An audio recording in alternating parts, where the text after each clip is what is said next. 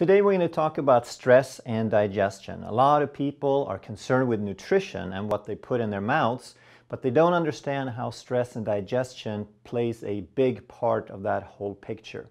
So today we're going to go over all of what that entails, and we're going to show you exactly how it works and what you can do to handle it better. Hey, I'm Dr. Ekberg with Wellness for Life. And if you'd like to truly master health by understanding how the body really works, make sure you subscribe and hit that notification bell so that you don't miss anything. So I had a patient come in the other day and he said, I have all these allergies, I have all these digestive issues, but I haven't changed anything. What's going on? So we checked him out and we found that he was sensitive to a few things, and he says, oh, but I haven't changed anything. I've eaten those all along. And then I asked what else has changed, and he said, well, you know, I've been really stressed. I've had a lot of stuff going on. So we're going to talk about how all of those things fit together. So number one, when it comes to nutrition, the first thing that people think about, and sometimes the only thing they think about, is the diet, meaning the food choice. What is the type of food that you put in your mouth? And yes, that's important. But there is so much more to nutrition that makes more of a difference than even what sort of foods you put in. So first, once you put it in your mouth, you have to start breaking it down. So the first part of breakdown happens in the mouth. So there's two things that happen. You chew and you produce enzymes. So that's step one. Already in the mouth, you're starting to break down the food. And then number two, in the stomach adds hydrochloric acid and more enzymes so that you can break down the food into smaller and smaller pieces. And then into the small intestine, where it sits for a little bit longer, and now there's even more enzymes to break it down even more. And once that breakdown is done, then in the small intestine there is absorption. We have to get the smaller components out of the intestinal tract and into the bloodstream so they can be distributed. And then once they're being distributed, we have to assimilate them. We have to get them out of the blood and into the cell. And once it's in the cell, we have to use the nutrients for anabolism, for rebuilding, for growth and repair.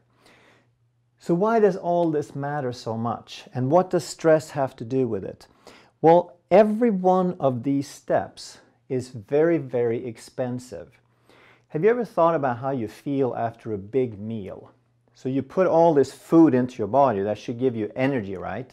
How do you feel on Thanksgiving? Are you, after stuffing yourself, are you just all energized? No, you're comatose because you put all that stuff into the body, and it's very, very expensive for the body to make all the enzymes and to start all these processes. So it can use up as much as a third of your entire energy production just to process a meal. So oftentimes we don't think about these things. They just sort of happen for us, but it really helps to understand what's involved.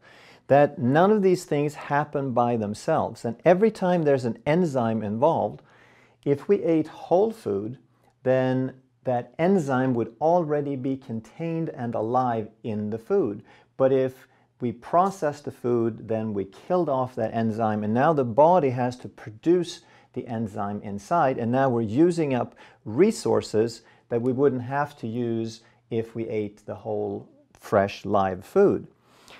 So all of these steps, and stress is something that interferes with your parasympathetic nervous system. So go back and revisit the videos that we've done previously on sympathetic and parasympathetic and on stress. But essentially, you have a fight-flight system and a feed-breed system. And anything that makes you feel stressed, anything that makes you feel tense, frustrated, overwhelmed, upset, fearful, is going to increase your fight-flight response at the expense of your feed-breed response. So anytime that you have stress, you're going to turn off all the resources in your body that are associated with digestion, immune system, growth, and repair. So when you have stress, you're going to make less enzymes. You're going to make less hydrochloric acid in the stomach. You're going to make less enzymes in the stomach. You are going to make less enzymes in the small intestine. And absorption doesn't happen by itself. That's an active cellular process. It's a transport mechanism that uses energy. It's like little shuttles that have to take each molecule, grab it, and transport it across. All of these things are very expensive. They use up energy. Same thing with assimilation, to get it from the blood into the cell. Again, active transport. It uses up energy. And finally, anabolism, building growth, putting all these things together. It's like a little machine. It's like a factory. The enzymes, all these intracellular components, they're like factory components and workers. They have to work to put this together, and it costs energy.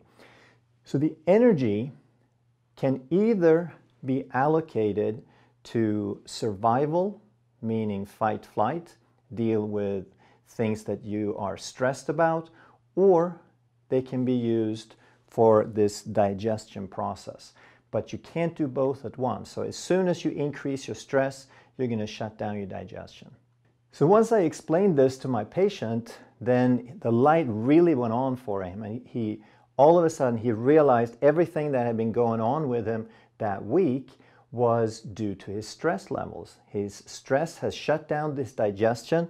So even the things that he normally could eat, all of a sudden, they didn't agree with him. He couldn't process them fully. And when you can't completely break something down, that's when you develop sensitivities to it.